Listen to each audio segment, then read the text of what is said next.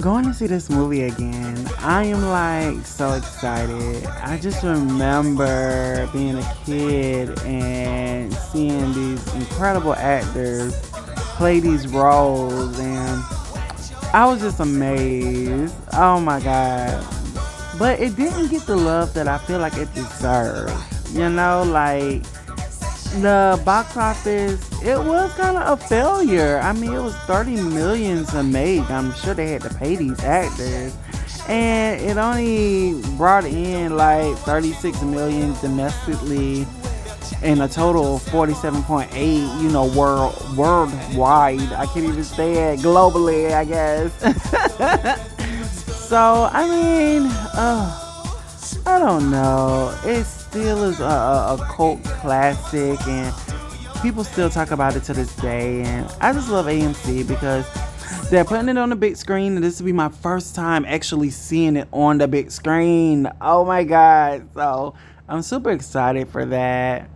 I remember their interviews and how they took the role so serious, and how they just didn't want to just like be funny, stupid. They wanted to take these characters and really give them depth, and I really appreciated that. It was really an incredible movie. It did not go over that well with the critics, but hey, I love it, and I still love it still. I would still give it an 8 out of 10. It has so much heart. Could you take care of Miss Carol Ann? Virgil and I have something we must discuss. So, Virgil, I gather you like hitting ladies. Some ladies need to get hit. Then, conversely, some men need to be hit back. Oh. Oh. There's something you should know about Vita, Mommy. Well, Vita works out. Vita works out. a lot.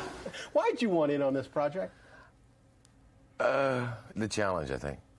It was, could I really pull this lady off? Because Miss Vita, I mean, she in many ways propels the emotional through line, and she had to be filled with love and compassion and a nurturing spirit, and I found in rehearsal every time I started playing her like Miss Thing, and going out there and being outrageous, like I naively thought I was going to get to, I realized that I'll blow this character. She had to be real. If you're going to put this big drag queen in scenes with a serious actress like Stockard Channing or Blythe Danner or whoever, she had to be real. You had to get sucked into her emotional life and really care about her. So what started to be a fun lark, where I was going to just have a kick and be outrageous, it turned out to be the most emotional experience I'd ever had. Wasn't just a matter of putting on women's clothes and trying to act like a woman. No, because it's...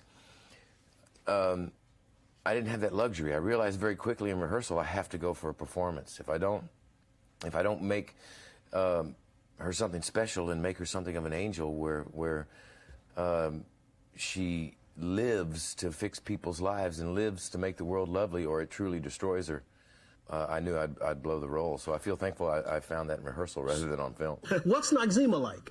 Noxzema is a lover of life. She's funky. She's smart. She's from uptown.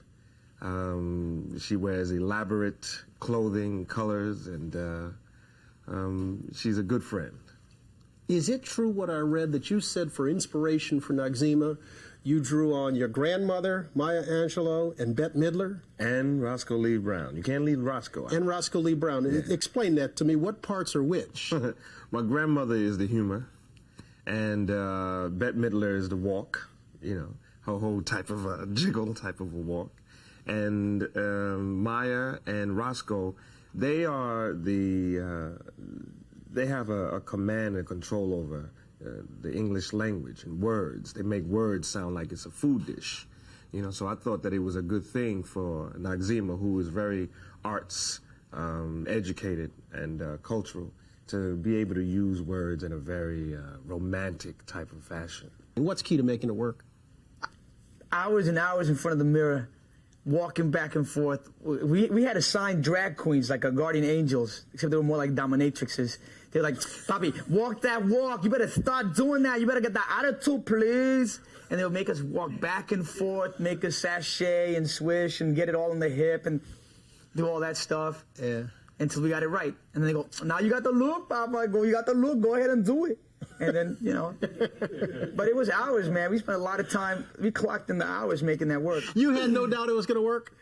I knew it was going to rock. I mean, if you put Wesley, me, and Patrick together, you got the four corners of the universe, three of the flavors of the world, black, white, and Latin going crazy. It's got to work. Yeah. It's got to rock. So the trick was to actually be a woman, not a guy being effeminate. Yeah, because when I did that, you didn't believe the scenes, you didn't believe the emotional life, and so where I naively thought I was going to get to play and have a good time and do Miss Thing all over the place, I found if I did that, I blew the next take. So even when Wesley and John and I, you know, and we were wild, we were merciless with each other. You can imagine Patrick Swayze, Wesley Snipes, and John Leguizamo putting drag and giving license to be divas. So needless to say, we were close to uncontrollable. But not a fun set, I heard.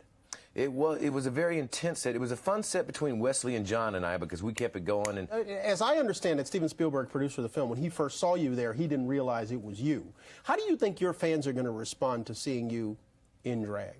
I think the movie is so funny and is so touching that I think they'll be carried away. That's been the pulse that I've been trying to keep a sense on. You know, when they're screening it all over the world, it's like. It's amazing, the word of mouth in this movie and the energy and the hoopla around the movie, because we just had the premiere last night, and the audience goes crazy. It's the kind of movie you have to see more than once in order to catch the lines, because Douglas Carter Bean, the writer, did a phenomenal job on the writing and really brings these girls to life. You know? But it has some very sentimental and very poignant scenes and messages. You know, It's about friendship, it's about tolerance, it's about trust, and it's about the appreciation of life. You know, we get preoccupied with all of the hustle and bustle and the chaos, and sometimes we forget how beautiful life really is.